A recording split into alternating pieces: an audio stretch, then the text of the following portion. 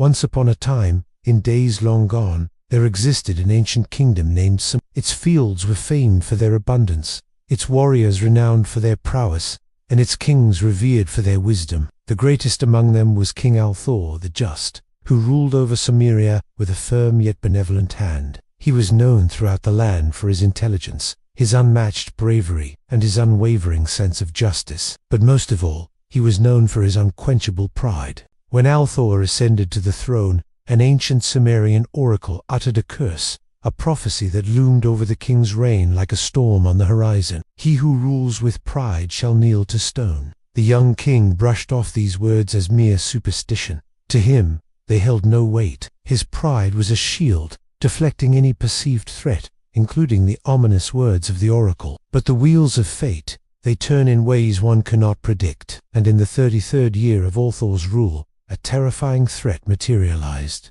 A colossal worm emerged from the depths of the mountains. This monstrous serpent-like creature rampaged across the villages, leaving a trail of destruction in its wake. Panic surged through the kingdom as the people looked to their king for salvation. King Althar, however, was unfazed. With a determined glint in his eye, he decided to confront this worm alone. He rejected the pleas and advice of his council, choosing instead to don his armor and wield his legendary sword, the Star Eater. 7 days and nights he battled the beast, pushing it further and further until finally, wounded and weary, Althar managed to slay the worm. In the aftermath, amidst the creature's thrashing, a strange black stone fell from its blood-stained mouth. It was warm to the touch, pulsating with an otherworldly energy. Now, though the village was destroyed and his people mourned, the king saw only the stone. He picked it up, ignoring the pleas of his advisor, whose warnings went unheard. As Althar approached, the stone began to speak, its voice echoing with the wisdom of ages past. "Beware, Althar the Just, for I am the keeper of ancient memory and forgotten truths. You've slain the worm, but awakened me from my slumber. Should you persist in your ignorance, Sumeria will fall as I did, consumed by the shadows of the past." Fearsome words indeed, but Althar, driven by his insatiable pride, paid them no heed. Instead, he carried the stone back to his palace, determined to unravel its secrets, or perhaps to bend its powers to his will. As soon as the stone crossed the threshold of the palace, strange occurrences began to unfold. Crops in the fields withered and died within hours, their decay spreading like wildfire. Children began speaking in dead languages, their words echoing with an otherworldly intonation. Statues in the temple wept tears of blood, their stony faces contorted in silent screams. Althar, once the epitome of wisdom and justice, found himself gripped by a creeping dread. His memory began to slip, replaced by fragmented dreams of alternate pasts, where decisions had been different, where alliances had shifted, and where his own actions had led to vastly different outcomes. Yet even in the face of these unsettling omens, Althar remained defiant. He dismissed the pleas of his advisors, choosing to ignore the growing unrest among his people. He turned to the oracle, demanding an explanation for these supernatural occurrences. But the oracle, his eyes filled with sorrowful understanding, could only warn that the curse was awakening, that the price was being paid.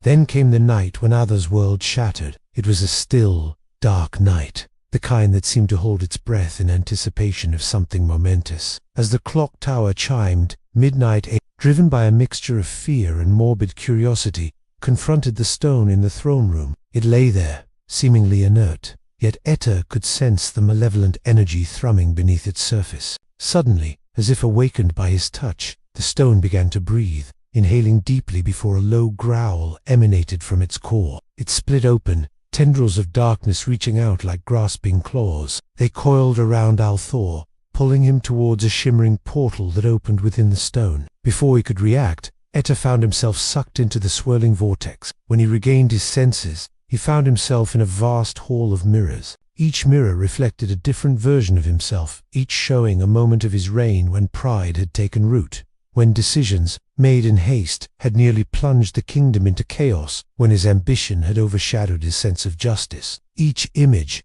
though, held a glimmer of hope, a vision of Althar ruling with humility, with wisdom and compassion. Yet here in this hall, Althar was confronted with the stark reality of his choices. He saw how his pride had eroded the foundations of his kingdom, how his hubris had almost brought ruin upon his people. In the stillness of the mirrored hall, Althar was stripped bare, not just his deeds, but his very essence. He heard the whispers of his people, their hopes, their fears, their love, their disappointment. And as the echoes of their voices reverberated through him, Althar understood the depth of his folly. He realized that the curse was not merely a prophecy, but a consequence of his actions, a karmic reckoning that had come to collect its due. The true cost of his pride was laid bare before him, not in the ruin of Sumeria, nor in the loss of his people's faith, but in the shattering of his own spirit. The voice of the stone boomed through the hall, echoing with the finality of judgment. Althar, the just, king of Sumeria, you have been found wanting. By your own hand, you have brought ruin upon yourself. Now pay the price of your pride. Kneel to stone. Tears streamed down Althar's face, tears of regret, of sorrow, of acceptance. Slowly, painfully, he knelt. It was not the proud king who knelt, but Althar, the man, broken and defeated, yet strangely liberated. In that moment, Althar relinquished not just his crown, but his pride, surrendering to the truth that he was merely a man, flawed, fallible, but capable of profound change. His journey from that point was uncertain, but he knew one thing: his humility had returned. As the first rays of dawn pierced through the cracks in the palace walls, a strange calm descended upon Althar. He felt a profound peace, a release from the burden of his former self. But outside the palace, Sumeria was falling apart. The once mighty walls crumbled into dust, the majestic palace became a maze of crumbling ruins, and the great temples were lost to the shifting sands of time. The kingdom that had stood as a beacon of civilization was now a desolate wasteland, a victim of its ruler's pride. And so, King Althar the Just vanished from history, some say by the stone's command, others say by his own choice. What became of him in those mirrors? What fate befell him in the depths of the stone's power? These questions echoed through the ages without answer. Yet travelers sometimes stumbled upon a black stone in the heart of the desert, whispering the ancient name of Sumeria and its long-forgotten king. The stone pulsed with a faint energy, a reminder of a time when magic and myth walked hand in hand with men. It spoke of a bygone era, a warning of what could transpire when pride consumed a ruler's heart. For in the end it was not a monster or a curse that brought Sumeria to its knees, but the king's own forgetfulness, his failure to remember that even the mightiest empires are built on the backs of humble beginnings, and that true strength lies not in crushing others, but in lifting them up. So let this be a lesson to all who wield power, to all who stand on the precipice of greatness. Do not let pride eclipse your wisdom, for the past, though buried, can rise again, and the forgotten always returns. Thank you for watching. Stay tuned for more folktales and myths from around the world. If you enjoyed this video, please hit the like button and share it with a friend. Until next time, stay curious and keep exploring the world of timeless tales.